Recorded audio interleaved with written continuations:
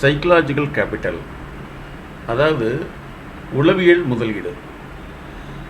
பொதுவாகவே நமக்கு என்ன சொல்லி கொடுத்துருக்காங்கன்னா, பணம் பற்றி தான் முதலீடுன்னு சொல்லியிருக்காங்க. ஆனால் உளவியல் முதலீடு அப்படிங்கிறது மிக முக்கியமான ஒன்று. அதே போல் ஹியூமன் கேபிட்டல், மனித முதலீடு.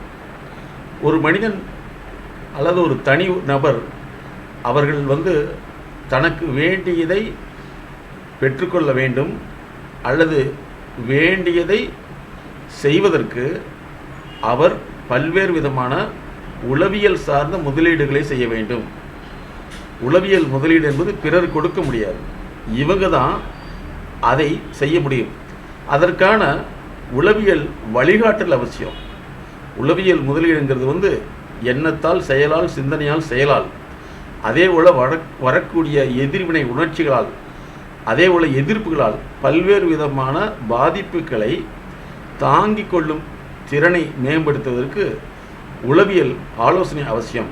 எங்களுடைய எம்எஸ்கே லைஃப் கிளினிக் ஃபவுண்டேஷன் மாணவர்களாக இருக்கட்டும், தொழில் அதிபர்களாக இருக்கட்டும், அல்லது தொழில் நிறுவனங்களாக இருக்கட்டும், ஒவ்வொரு மனிதரும் பல்வேறு விதமான தேவைகளுக்காக உழைக்க வேண்டியது இருக்குது. அந்த உழைப்பின் ஒரு முக்கியமான ஒரு அவசியமான ஒரு பார்ட்டு தான் இந்த சைக்கலாஜிக்கல் கேபிட்டல் என்பது, அதாவது உளவியல் முதலீடு. அதை பற்றிய ஒரு விளக்கம்தான் இந்த பதிவு. உங்களுடைய வாழ்க்கை தரத்தை உயர்த்துவதற்கு உளவியல் முதலீடு அவசியம். உழைப்பு அப்படிங்கிறது ஏதோ ஒரு வேலை செய்கிறது மட்டுமே அல்ல. நிறைய அவமானப்படுறது, அடுத்தவங்களால் கேவலப்படுத்தப்படுறது, நிராகரிக்கப்படுறது, இதுக்கெல்லாம் தகுதி இல்லைன்னு சொல்லி வெளியே அனுப்புறது, அப்புறம் மறுபடி நம்ம வெறுப்பில் செய்யாமல் விருப்பத்தில் செய்கிறது, அந்த வெறுப்பில் மீண்டும் மக்கள் வெறுப்பூட்டுற மாதிரி செய்யும் பொழுது, இல்லை இதுதான் என் வாழ்க்கைன்னு உணர்ந்து நம்ம இதுதான் வேணும்னு செய்கிறோம் பார்த்தியா, இதுதான் உழைப்பு. உழைப்புங்கிறது நம்ம வேலை செய்கிறது மட்டுமல்ல, அதே மாதிரி சைக்கலாஜிக்கல் கேபிட்டல்னு சொல்கிறோம். உளவியல் ரீதியான முதலீடு இருக்குல்லவா, அதாவது பண முதலீடு, மன முதலீடு, இதை சைக்கலாஜிக்கல் கேபிட்டல்னு சொல்கிறோம். அதாவது உளவியல் முதலீடு எது என்னென்னா, தொடர் முயற்சி, தொடர்ந்து அவமானம், தொடர்ந்து ஏமாற்றம், தொடர்ந்து நிராகரிப்பு, தொடர்ந்து நம்மளுடைய செயல்பாடுகள் பிறரால் புரிந்து கொள்ள முடியாமல் நிராகரிக்கப்படுறது, இதுதான் உளவியல் முதலீடுன்னு சொல்கிறோம். பண முதலீடுங்கிறது கடன் வாங்கியோ அல்லது இது ஒரு பொருளை விற்றோ செய்கிறது, அது பண முதலீடு. ஆனால் அது முதலீடு கிடையாது, அது பண முதலீடே கிடையாது. இன்னொரு பொருளை விற்று செய்கிறது முதலீடுன்னு சொல்ல முடியாது. ஆனால் இது இந்த உளவியல் முதலீடு, சைக்கலாஜிக்கல் கேபிட்டல் நம்ம தொடர்ந்து பண்ணையில் நிச்சயமாக அதில் வெற்றி கிடைக்கும். அந்த வெற்றி அப்படிங்கிறது உடனடியாக கிடைக்கிறதே இல்லை.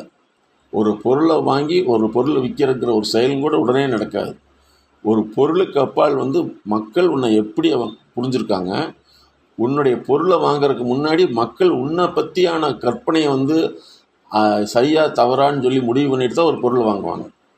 அப்போ உழைப்பு அப்படிங்கிறது வேலை செய்கிறதில்ல, அந்த வேலை செய்யும் பொழுது வரக்கூடிய அவமானம், கேவலம், நிராகரிப்பு, அதே மாதிரி மக்களால் அவதூறு சொல்லப்படுறது, இதெல்லாம் தாங்கிக்கிட்டு நம்மளுடைய விருப்பம் அப்படிங்கிறத விட நமக்கு உண்டான தொழில் சேவை, நாங்கள் தொழில்னே சொல்கிறது கிடையாது. தொழில், ஒரு பொருளை விற்கிறது அது தொழில் கிடையாது, ஒரு சேவை. நாங்கள் அடிக்கடி சொல்லுவோம், நிறைய இடங்களில் சின்னதாக தட்டுக்கடை போட்டிருப்பாங்க, வண்டியில் கடை போட்டிருப்பாங்க. ஆனால் நானும் மேடம் போயில சில சமயத்தில் அங்கே போய் சாப்பிடுவோம். எதுக்கு தெரியுமா? அந்த உழைப்பை நம்ம மதிக்கணும். அதை நம்பி அந்த குடும்பம் வாழுது. அதே மாதிரி அதை சாப்பிட்டு எத்தனை குடும்பங்கள் வாழுது. ஒரு சாதாரண கடை நம்ம நினைக்கிறவங்க, அந்த கடையில் எத்தனை பேர்த்துடைய பசி நீங்குது, எத்தனை பேர்த்துக்கு பசி நீக்கிறாங்க. இதே கோயம்புத்தூரில் ஒரு பெரிய இடம் சென்ட்ரல் பகுதியில் இருக்குது, அங்கே 5 ரூபாய்க்கு சாப்பாடு கொடுக்குறாங்க. ஒரு பொருளை வாங்குகிறோம் அல்லது ஏதோ ஒரு பிஸ்னஸ்க்காக போகிறோம் அப்படின்னா, அங்கே உள்ளவங்களை நம்ம புரிஞ்சுக்கிட்டு அவங்களுக்கு தகுந்த மாதிரி நடக்குமே தவிர, அவங்க என்ன மதிக்கலை அப்படின்னு நம்ம நினச்சி நம்ம அவங்க மேலே கோவப்படுறதை தவிர்த்துக்கணும். ஏன்னா பலர் என்ன சூழ்நிலை இருக்காங்கன்னு தெரியாது. அவங்களுக்குள்ள 1000 கஷ்டம் இருக்கும், 1000 வேதனை இருக்கும்.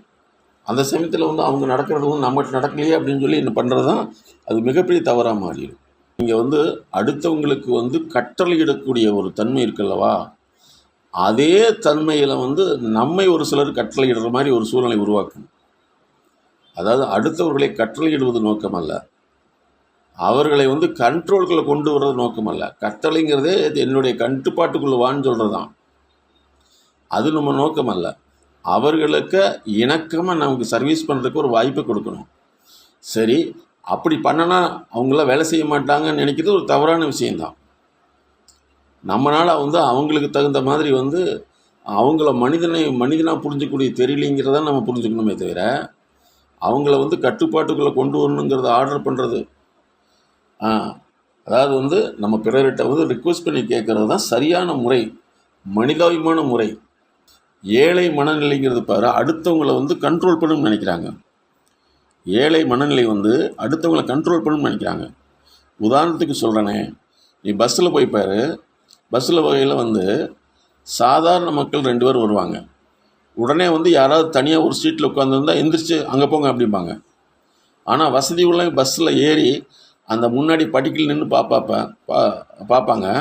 யாருமே அதாவது ஒரு சீட் உட்காந்தாங்கன்னா அடுத்த பஸ்ஸில் ஏறி போயிடுவாங்க, இறங்கிடுவாங்க. ஆனால் இந்த சாதாரண மக்கள் இருக்காங்கல்ல, ஒரு சீட்டில் உட்காந்துருந்தா நீங்கள் தள்ளி அங்கே போய் உட்காருங்க, இது பொம்பளை சீட்டு, ஆம்பளை சீட்டுப்பாங்க. இதுதான் ஏழை. ஏழை வந்து தன்னுடைய வசதியை பார்ப்பாங்களே தவிர அடுத்தவங்களுடைய கஷ்டத்தை பார்க்க மாட்டாங்க. ஆனால் பணக்காரங்கிறது தன்னுடைய வசதியும் பார்ப்பான், அடுத்தவங்களுடைய கஷ்டத்தையும் பார்ப்பான். இதுதான் உண்மை. அதே மாதிரி நாங்கள் அடிக்கடி சொல்கிறது உண்டு. கோயம்புத்தூர் உக்கடை பஸ் ஸ்டாண்டில் கேரளா பஸ்ஸுன்னு நிற்கும், அதே மாதிரி வந்து தமிழ்நாட்டு பஸ்ஸுன்னு நிற்கும். தமிழ்நாட்டு பஸ்ஸில் வந்து கூட்டமாக ஏறுவாங்க, ஆனால் கேரளா பஸ்ஸில் 1 by 1 லைனாக தான் போவாங்க. அப்போ இது யார் கற்றுக் கொடுத்தது? பஸ்ஸில் போயில வந்து எத்தனை காலேஜ் ஸ்டூடெண்ட்டு பேக்கை பின்னாடி மாட்டிட்டு அடுத்தவங்களுக்கு கிடைக்கிறாங்க. அதே காலேஜ் ஸ்டூடெண்ட்டு வேலைக்கு போன முன்னாடி அதே மாதிரி தான் பேக்கை மாட்டிட்டு வந்து அடுத்தவங்களுக்கு கிடைக்கிறாங்க. ஆனால் பஸ்ஸில் ஏறும்போது பேக்கை கீழே வைக்கணுங்கிறது என்ன இருக்காது. இது ஏழை மனநிலை. அதே மாதிரி பஸ்ஸில் பாருங்கள், ஒரு 10 ஸ்டாப் சொல்லி இறங்க வேண்டியது இருக்குது, அந்த படிக்கட்டில் நின்று டிஸ்டர்ப் பண்ணுவாங்க, அதை உள்ளே போக மாட்டாங்க. நாங்கள் அடிக்கடி சொல்கிறது உண்டு. நாங்கள் நிறைய ஒரு ஆய்வே பண்ணியிருக்கோம். ஒரு பேங்க் மேனேஜர் ஏறினா பஸ்ஸினுடைய நடுப்பகுதியில் போய் நின்றுக்குவார்.